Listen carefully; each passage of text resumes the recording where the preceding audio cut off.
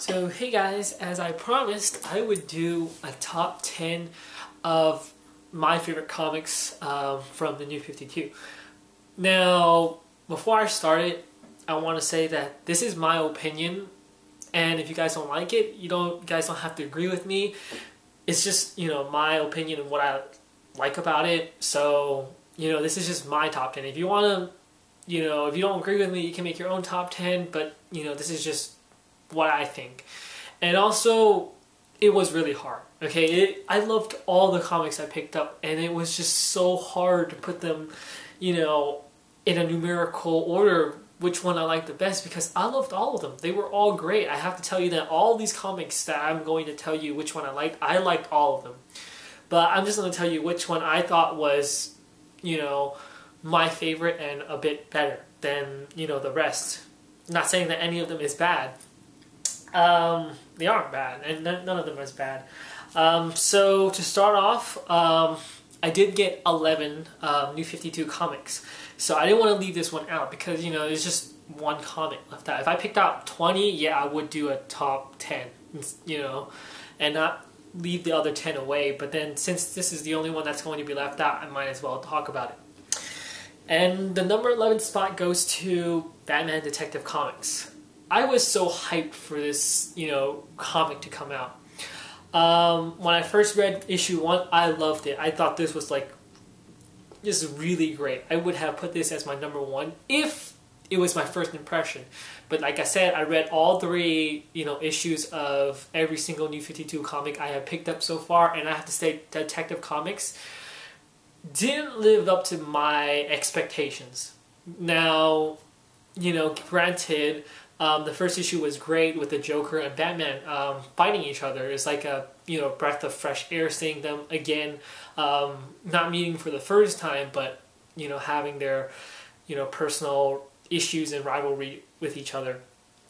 But all in all, the story so far with the Dollmaker just didn't do it so good for me. I didn't like it as much, and the whole detective work was just not that great. It wasn't really amazing.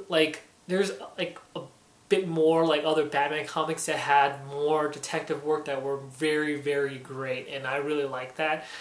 And this was just overall just okay. I mean, it's still a good comic, but it was just, didn't live up to my expectation, and this is why this is my least favorite one out of all of them.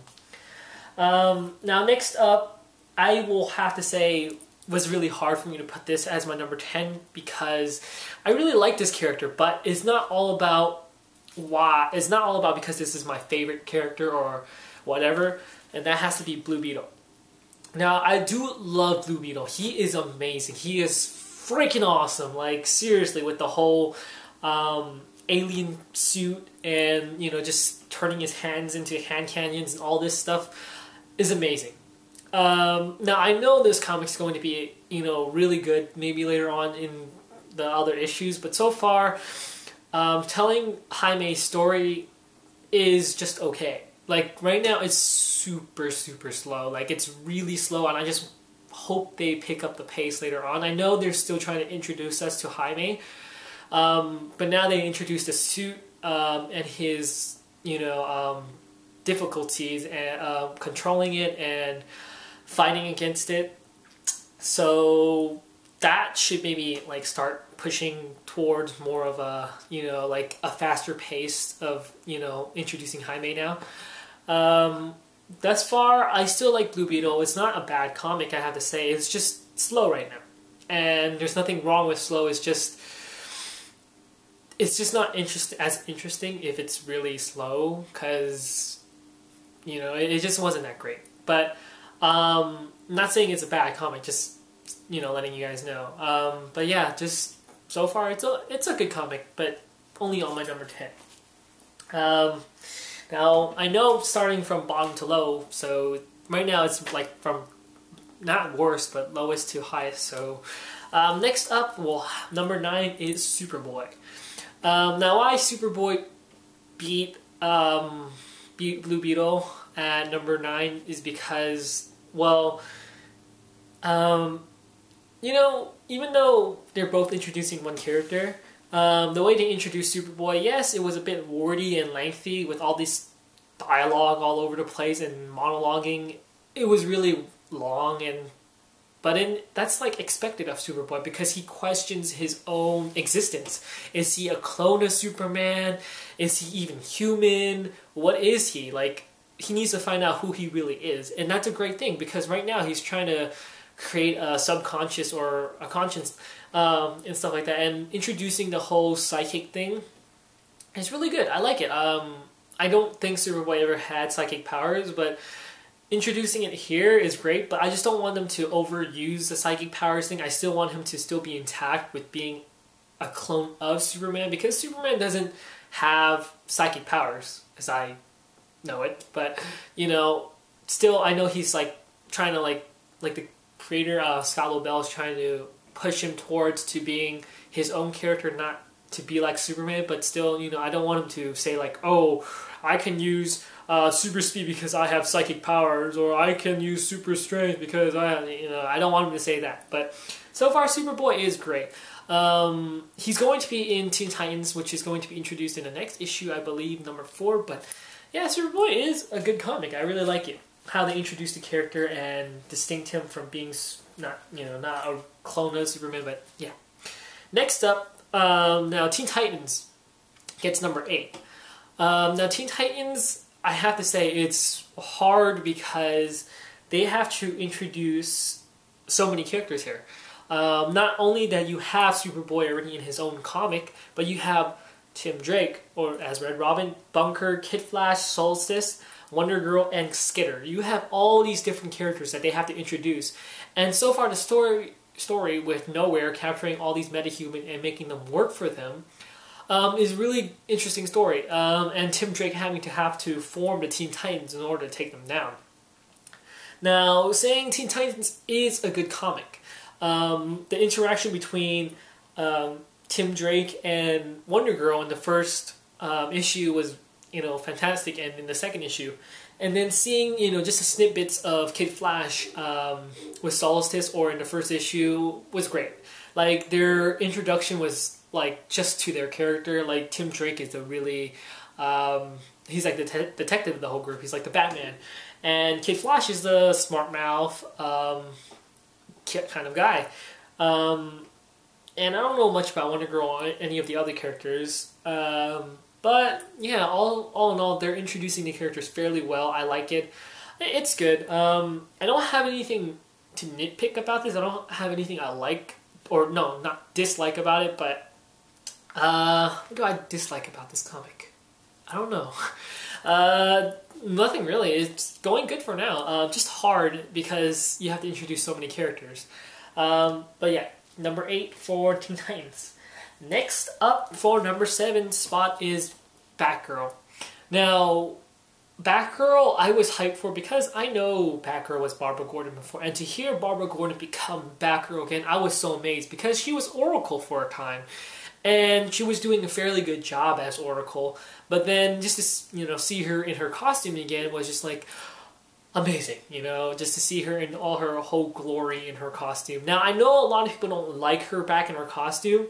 And they want her back as Oracle because, they built her up for a really long time. And I have to say, I agree with people.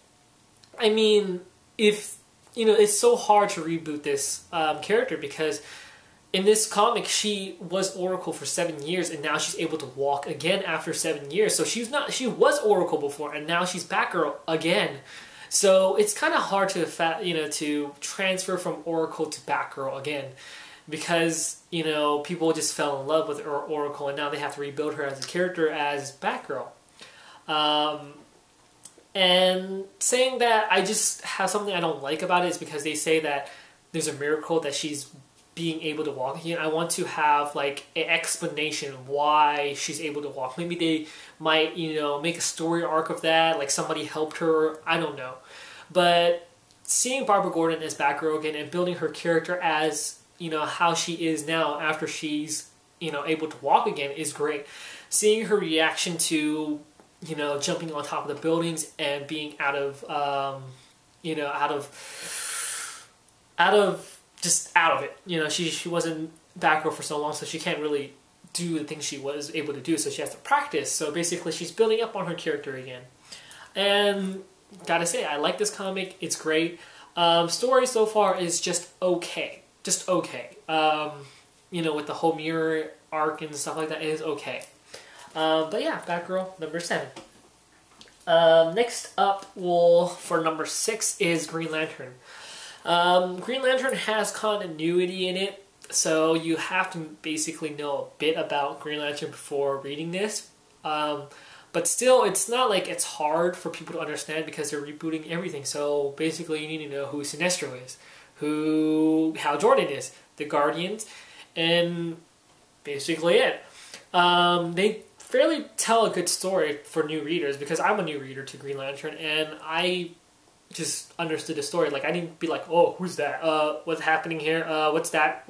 What's going on? No, they do a fairly good job of explaining everything. The Green Lantern, Sinestro Corps, and, you know, basically Sinestro's character and Hal Jordan's.